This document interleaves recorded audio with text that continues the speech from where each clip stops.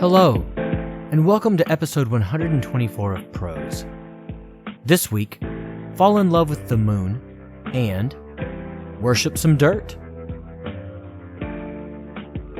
Yet again, I don't have any major announcements this time around. However, I would like to encourage you all to head over to prosepodcast.com as our one-stop shop for all things prose. There, you can follow the show on social media under @ProsePodcast across all platforms. And if you are enjoying the show, please click that 5-star review button for Prose wherever you're listening. It really helps out so much. For easiest access to the show, subscribe using whatever podcast app is your favorite. And do go check out the Prose Patreon page at patreon.com/prosepodcast and consider supporting the show there. Gratitude and swag are in your future if you do. Again, though, all of this is on the newly renovated prosepodcast.com, so go check it out. Thanks for listening. Let's get to the tale, shall we? This week we have A Love Note to Mayari and Clean Dirt. Enjoy.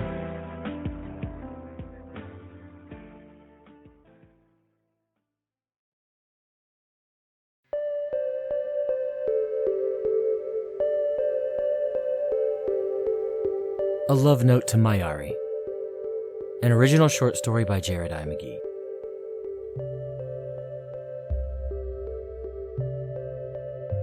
I don't speak Tagalog, but I have eyes. I can look to the heavens just as easily as the next guy. That's what did it for me. That's what made me fall in love with the moon. In Tagalog mythology, the moon is more than just a dead rock of dust and debris that reflects the light of the sun down on us earthlings. The moon is Mayari, and Mayari is the moon. Long, long ago, according to this mythos, the king of the gods, the mighty Bathala, who spoke the universe into existence, he of the fleet messenger bird, came down to the earth and fell in love with a mortal woman.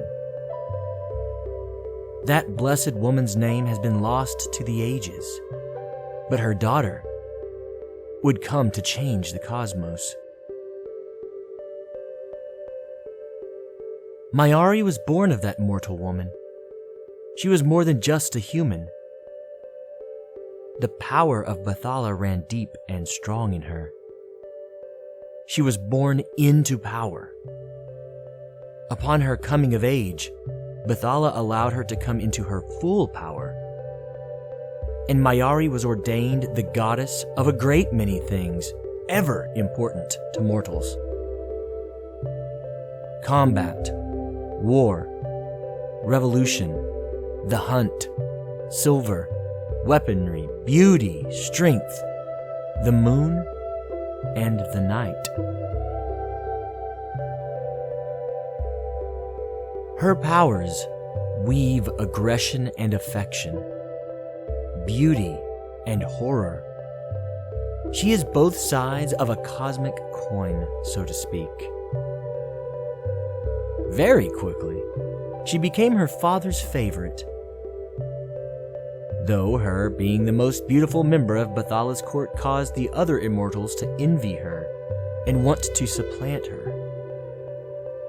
But thus are the machinations of the gods, and it didn't bother Mayari all too much. Mayari's beauty and youth, coupled with her rapid ascendancy, did make others want her. Or, again, want her gone. Even her siblings took part in the tugging back and forth. Her brother Adlaw, once known to the world as Apolaki, god of the sun, tried to take over the cosmos as a sole monarch when her father went to sleep for a time of regeneration and self-reflection. Apolaki forgot that his elder sister was the goddess of revolutions and war and weaponry and strength. He focused too much on her beauty and discounted her as someone lesser than him. His superficiality and misogyny made his efforts abortive, at best. The war that followed was savage, but relatively quick in the timeline of the gods. Mayari all but leveled Apolaki, but she allowed him to get close to her, to harm her, in order to prove a point to her brother. Apolaki plucked out her eye while threatening to do worse, much worse, to his sister. Upon doing so, however, he saw what he had done to the most beautiful eyes in the cosmos and immediately felt revulsion for what he'd done. Apologies and peace treaties followed. The siblings decided to rule the reality of the mortal coil jointly, as Mayari had always insisted must be the case. The night is always just a bit dimmer than the day, though, ever since Apolaki turned Adlaw plucked out that beautiful eye. Mayari has always been a bit of a loner. Before their falling out, she spent time with her brother, now and again. Most nights, she is at least in minor concert with her sister Tala, the goddess of the blanket of stars that surrounds Mayari's lonely throne. But Tala and Mayari speak but little. Again, Dalaganasa Buwan, the Maiden of the Moon, prefers to be quiet and contemplative and left to herself. But I know better. I see how she longs for a friend or a suitor, a man or a woman to bring her silver trinkets. She may be the cloistered maiden, the veiled maiden of myth, but that does not make her immune to the desires that drive the hearts of gods and men. The immortals would all woo her, to use her for her closeness with her divine father. I simply want to woo her for her. She is beautiful, yes, but there is so much more to Mayari. She is a fierce fighter and warrior. She is a proponent for justice and egalitarianism. She is an avid hunter. My dad would love that in a daughter-in-law. She is a girly girl who likes to dress up and wear jingling, jangling silver jewelry. She is a strong athlete, a strong spirit. She is, well, strong. She doesn't like summer-style vacations for baking in the sun.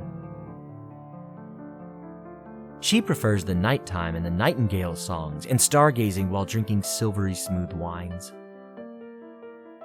She is all that and multitudes more. So yes, I am in love with the moon, so to speak, or she who is the moon incarnate. In some older places of the world, Mayari is known as Kulala'ing, which I am told translates into English as moon shadow. I love that nickname for her. I truly do. Like the shadow of the moon, Mayari is elusive and dark, while being overwhelming and powerful when she so chooses. I can't help but think, quite often, of Tahera Mafi's Shatter Me. Why? That work argues that, quote, "The moon is a loyal companion. It never leaves. is always there, watching steadfast, knowing us in our light and dark moments, changing forever just as we do. Every day, it's a different version of itself. Sometimes weak and sometimes wan, sometimes strong and full of light. The moon understands what it means to be human, uncertain, alone, cratered by imperfections.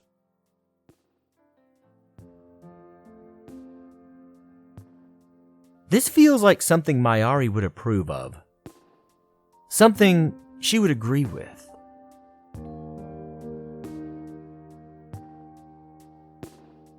I started taking Tagalog lessons online.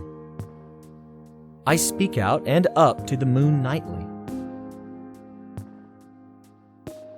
I sometimes see her peeking out even in the day. There's not much for me here on Earth.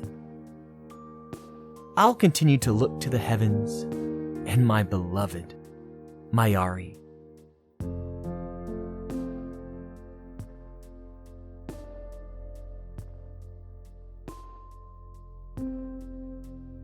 Thank you for listening to A Love Note to Mayari, an original short story by Jared I. McGee. Please stick around for our second story this week. I certainly enjoyed writing it and producing it, and I think you'll like it too.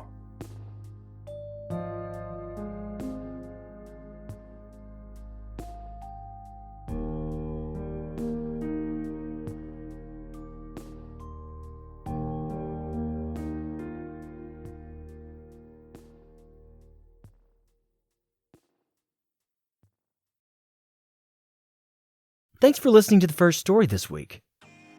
Just as a reminder, I am launching the Artists Supporting Artists initiative, where some amazing artists and I will be partnering with one another in trying to introduce you to, well, our work.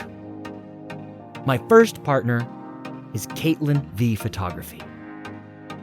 Caitlin is a vibrant photographer, an up-and-coming businesswoman that is an artist of the highest caliber. Her photography is all about telling the story of you. Want to feel empowered, sexy, confident?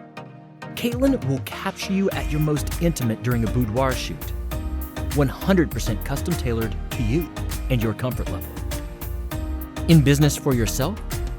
Whether you are just getting started or a long-standing business that needs a revitalization of your image, Caitlin can create branding images that truly speak to your customers and audience. Above all else, Caitlin's priority is connecting with you to produce images that accurately and beautifully represent you.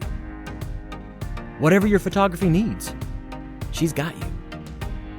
In the end, Caitlin's photography is about self-expression. Nowadays, images are a huge part of how we connect with others and ourselves. No matter who or what she is shooting, her goal as a photographer is to help you tell your story through a beautiful and intimate visual language. So, for those around New York City, Caitlin V Photography is available for your photography needs to anyone in the New York metropolitan area. You can book directly through her website at caitlinvphotography.com. That is CAITLINY photography.com.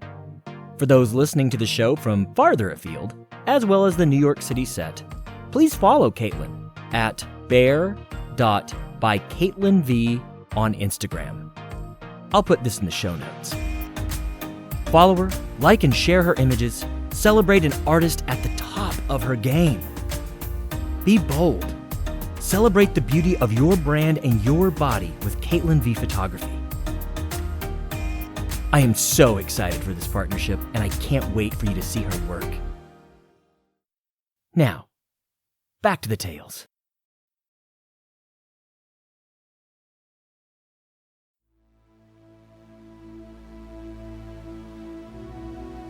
Clean Dirt, an original short story by Jared I. McGee.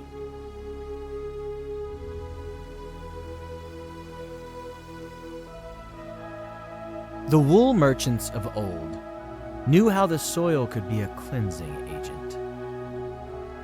The oils and funk that came with turning their herds' hides into cloth called for that dirt that would cleanse and purify their wares.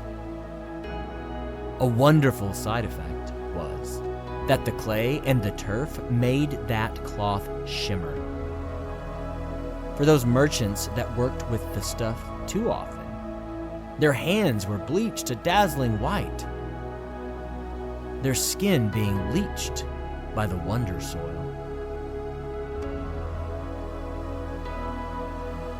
Most people refer to the substance as Fuller's Earth.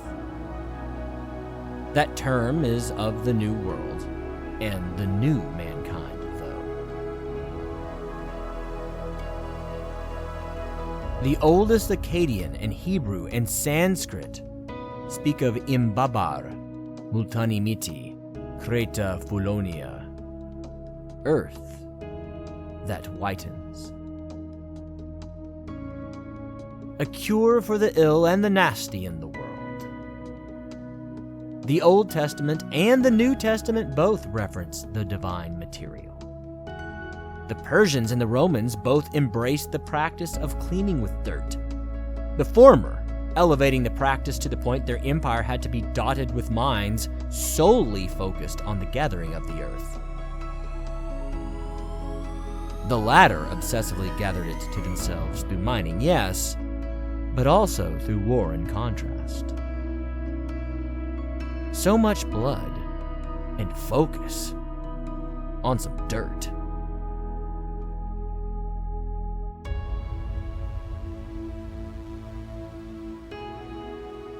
Then again, this particular brand of dirt did bring them closer to God.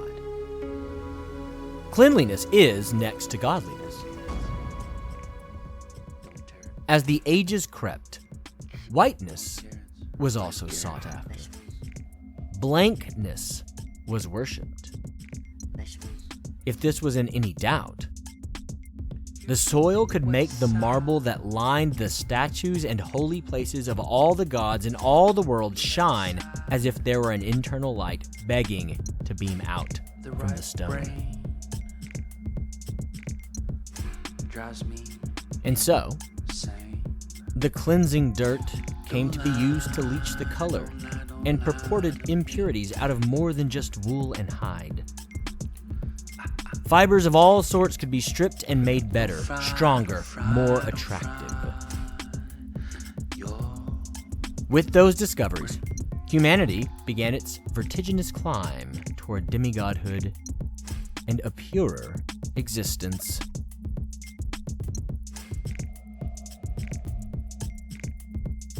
The worshippers of the Bronzan Serpentis and other similar cults touted the mineral's absorbency as a surefire way to save a man from poison. The Fuller's Earth would soak the vile substance right up upon ingestion. The modern espionage agent or military man loves the dirt. Chemical agents of all sorts, biological agents of all sorts, hell, radiological and nuclear agents of all sorts can be neutralized with a soiling bath.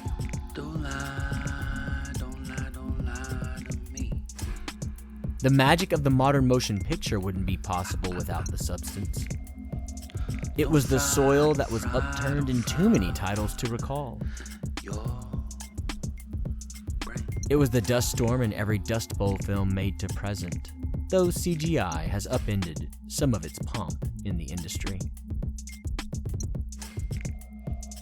Even house cats owe the special dirt a debt of gratitude. Most litter for litter boxes is made from Fuller's Earth.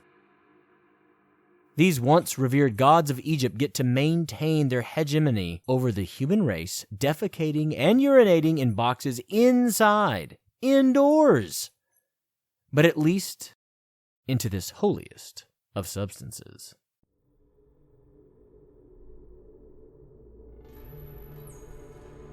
But the cleanest dirt can't completely burn away the muck that so sticks to the human race. The soil is used in cosmetology, dermatology, beauty products.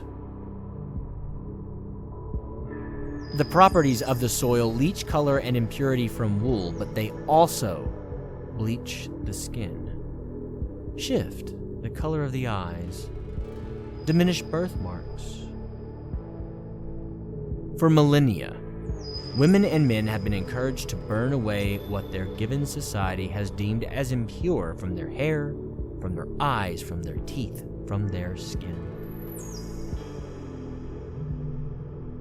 Unhealthy standards of beauty caused even the ancients to try to shift their appearance to fit in, to become something else, supposedly more godly, more divine.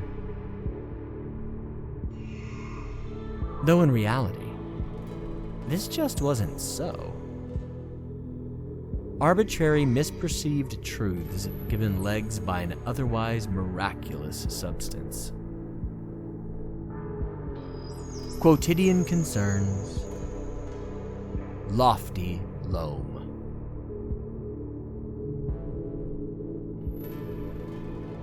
Those missteps aside, the clean dirt has been a friend to the human race almost for as long and as close as the canine has. The clean dirt has done its best to partner with humanity and help us scourge and scour the corrupt and admixed from our reality, even when that leaching takes some good along with it.